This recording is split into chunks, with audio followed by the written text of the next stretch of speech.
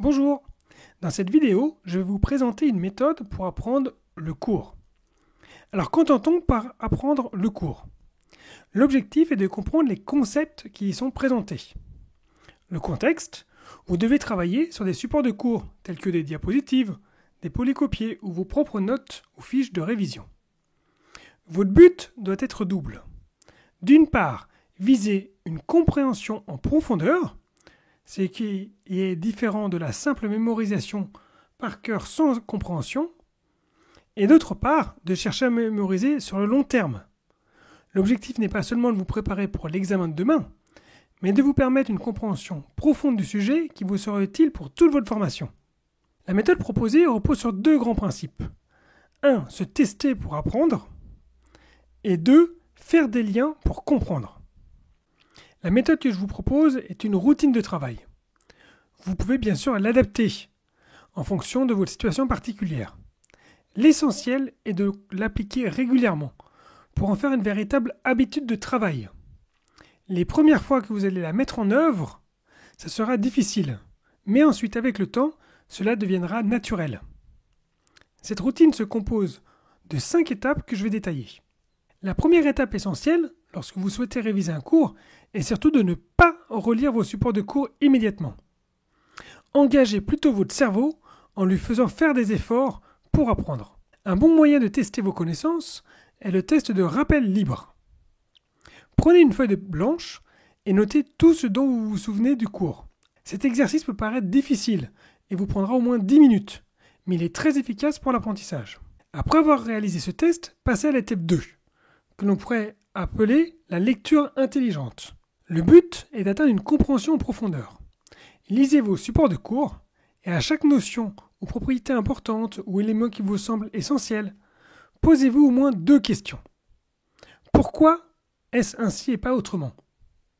Quelle est la justification de cette définition? Pourquoi considère-t-on cela comme une propriété? Pourquoi est-ce que cela est vrai? Et deuxième question, qu'est-ce que cela signifie pour vous? Est-ce que ça vous semble cohérent? Est-ce que vous pouvez le reformuler avec vos propres mots? Essayez de ne pas simplement paraphraser, mais de redire les choses à votre manière. Cela vous aidera à donner du sens à ce que vous apprenez. L'objectif final, c'est de parvenir à être capable d'expliquer les idées principales du cours à n'importe qui, votre grand-mère, votre petit cousin ou bien même votre voisin. Bien sûr, expliquer un concept de niveau d'école d'ingénieur à quelqu'un qui n'a pas les connaissances de base est souvent impossible. Néanmoins, si vous pouvez l'expliquer à un large public ou par exemple à vos camarades de classe, cela signifie que vous avez bien compris la matière. Donc pendant votre lecture, demandez-vous constamment pourquoi est-ce ainsi et qu'est-ce que cela signifie. Essayez de comprendre le contenu du cours à tel point que vous seriez capable de l'expliquer facilement à quelqu'un d'autre. Troisième étape, la création d'outils de révision qui vous seront utiles pour apprendre à long terme. Cette étape peut être réalisée en parallèle de l'étape précédente. De la même manière, pour chacune des notions ou propriétés importantes, créez des outils de révision. Je vous propose ici 2 formats, soit les flashcards que je recommande, ou soit une méthode que j'appelle les fiches 1 tiers, 1 tiers, 1 tiers. Je vais exposer maintenant ces 2 méthodes.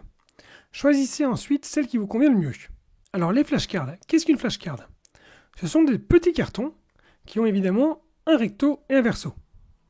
D'un côté, vous écrivez une notion, une question sur une notion. Par exemple, quelle est la définition de limite de la suite UN, con tend vers l'infini, égale L? De l'autre côté, la carte sera divisée en 2 parties. La première partie présentera la définition telle qu'elle apparaît dans le cours, mais le but n'est pas simplement de la mémoriser, le but est de la comprendre. Donc la deuxième partie de la carte, vous ajoutez une reformulation de la notion avec vos propres mots. Ainsi, chaque carte comporte 2 éléments, la définition mémorisée et votre propre reformulation. Autre exemple, toujours sur le même thème, qu'est-ce qu'une suite arithmétique?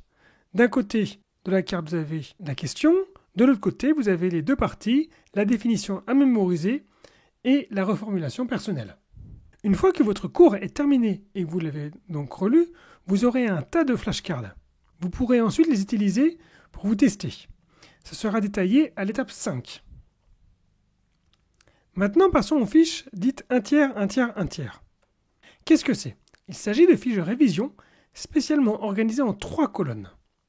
La première colonne contient la question, la deuxième, la définition à apprendre, et la troisième, une reformulation. On applique ici les mêmes principes que ceux des flashcards, à savoir connaître la définition exacte tout en ayant une reformulation pour faciliter la compréhension. Toujours le même exemple sur les suites arithmétiques avec sa définition et sa reformulation, ou avec la limite d'une suite, et ainsi de suite pour toutes les notions. C'est donc un outil qui reprend les principes des flashcards, mais sous forme d'une fiche.